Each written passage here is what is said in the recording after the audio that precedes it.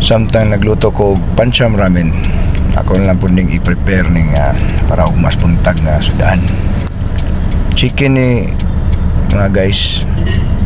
Ito ning i-marinate daan para ugma ito ning lutoon. Sagulan na ito ni og ng gulay para nutritious. Yep.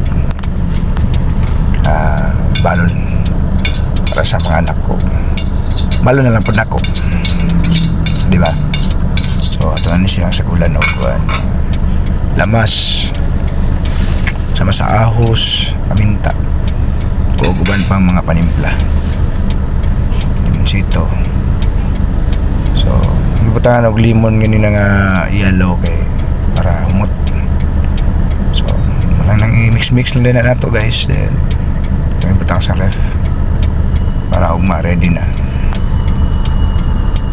So, okay. Kurog ka.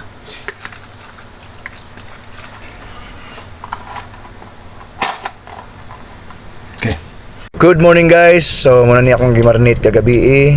Ito na ning lutoon karon. Muna niya itong giandam ng mga sahog.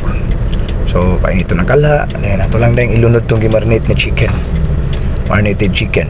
So, ano siya, ito na siyang ipapasubas gamay.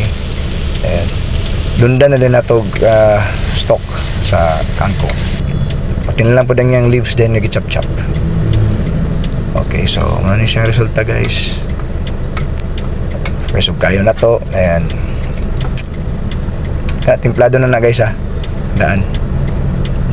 Need to kuhan po din yun. Tangan na to gamay din og cornstarch. Then mantika.